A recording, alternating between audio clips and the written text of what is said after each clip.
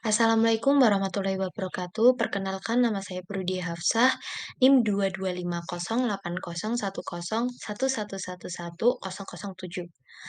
Di sini saya akan mempresentasikan mengenai pengantar bioteknologi. Yang pertama yaitu pengertian DNA. DNA merupakan polimer asam nukleat yang tersusun secara sistematis dan merupakan pembawa informasi genetik yang diturunkan kepada keturunannya. Polimer dalam DNA terdiri dari 3 komponen utama yaitu gula pentosa, asam fosfat, dan basa nitrogen. Polimer tersebut membentuk struktur dua untai heliks ganda yang disatukan oleh ikatan hidrogen antara basa-basa yang ada. Struktur DNA double helix. Basa-basa DNA membentuk ikatan komplementer. Terdapat 2 ikatan hidrogen pada setiap pasangan AT dan 3 ikatan hidrogen pada setiap pasangan GC. Adenin selalu berpasangan dengan timin, sedangkan guanin selalu berpasangan dengan sitosin. Yang berikutnya yaitu nukleotida. Terdapat 3 penyusun nukleotida yang paling utama. Di antaranya yaitu yang pertama basa nitrogen. Basa nitrogen ini adalah adenin, sitosin, dan juga guanin yang ada pada DNA dan RNA. Kemudahan timin yang ada pada DNA serta urasil menggantikan timin pada RNA. Gula pentosa. Molekul gula pada komponen penyusun nukleotida menentukan apakah nukleotida adalah bagian dari molekul DNA atau RNA. Yang ketiga yaitu gugus fosfat yang berfungsi untuk membedakan nukleotida dan nukleosida. Ikatan fosfodiester adalah ikatan kimia yang terbentuk antara gugus fosfor dan nukleotida dengan gugus hidroksil. Selanjutnya yaitu pasangan basa dan macam-macam DNA. Yang pertama yaitu pasangan basa. Pasangan basa terbentuk melalui reaksi antara suatu zat yang mengandung ion hidroksida, OH-, dan zat lain yang mengandung ion logam atau amonium, NH4+, di dalam larutan air. Selanjutnya yaitu macam-macam DNA. Cruciform DNA, hairpin DNA, DNA bubble atau bulge duplex, slipped DNA, band atau curved DNA. Lalu ada parallel stranded DNA, lalu ada triplex DNA, emotive DNA, dan yang terakhir ada guanin quadruplex. Yang selanjutnya yaitu RNA. RNA merupakan polimer panjang tidak bercabang yang terdiri dari nukleotida yang bersambung dengan ikatan 3-5 fosfodiester. Setiap molekul RNA tersusun dari 1 basa nitrogen, 1 gula pentosa, dan 1 gugus fosfat. Polimer tersusun dari ikatan berselang-seling antara gugus fosfat dari 1 nukleotida dengan gugus gula ribosa dan nukleotida yang lain. Nukleotida adalah monomer penyusun NRA terdiri dari 3 komponen. Gula pentosa yang dalam RNA adalah ribosa dan basa nitrogen yang berperan dalam membentuk ikatan nukleotida yang unik. Selanjutnya yaitu macam RNA.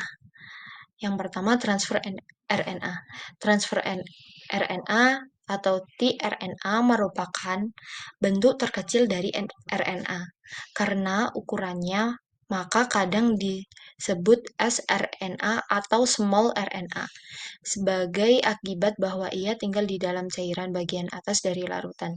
Sedangkan bentuk RNA yang lain yang lebih berat mengendap oleh sentrifugasi ultra.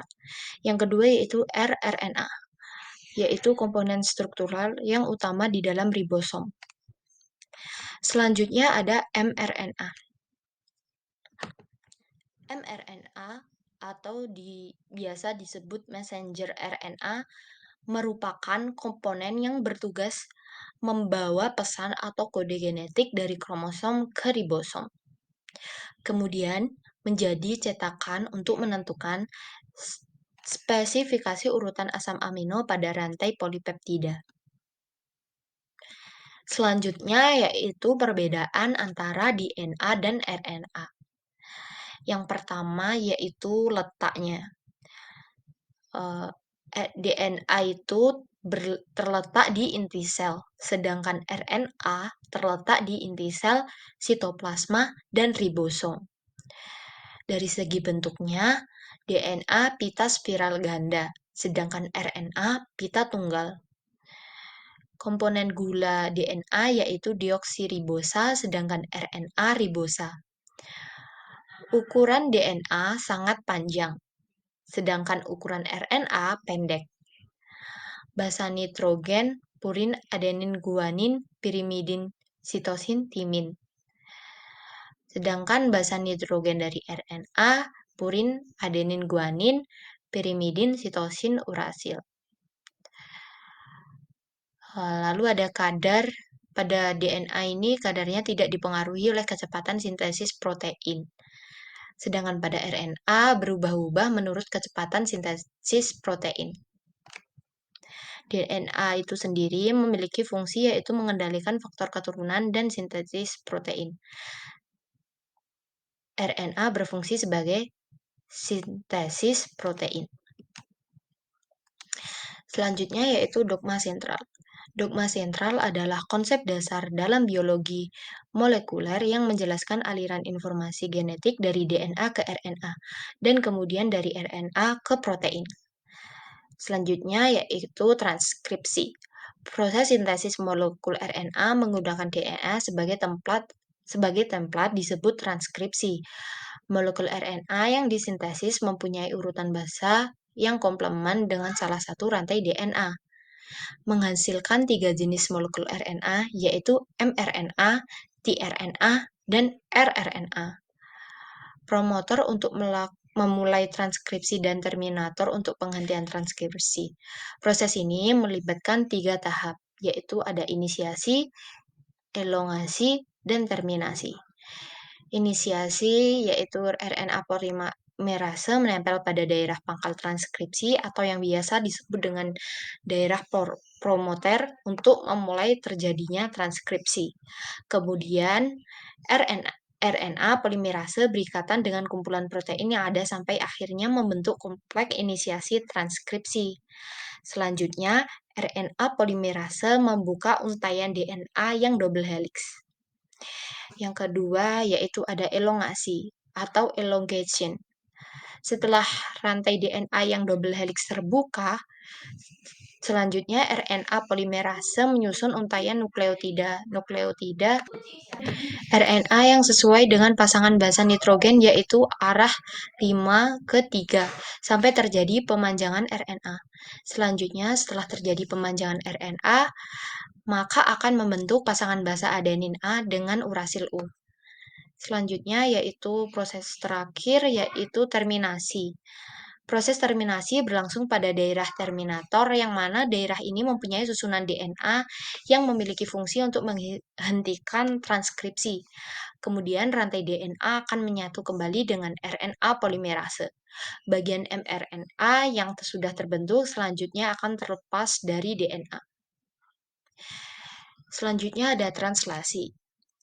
Translasi merupakan keseluruhan proses sintesis protein yang dipandu oleh mRNA. Proses translasi berlangsung pada ribosom dan merupakan proses sintesis protein berdasarkan informasi yang berada pada mRNA. Proses translasi terdiri dari 3 subproses yaitu inisiasi, elongasi, dan terminasi. Kodon AUG sama dengan kodon start, kodon UAA, UAG, atau UGA, kodon stop. Enzim yang berperan yaitu ribosom dan tRNA. Sedangkan pada transkripsi kita memakai enzim yang berperan yaitu RNA polimerase. Sekian presentasi dari saya. Apabila ada kurang lebihnya mohon maaf. Wassalamualaikum warahmatullahi wabarakatuh.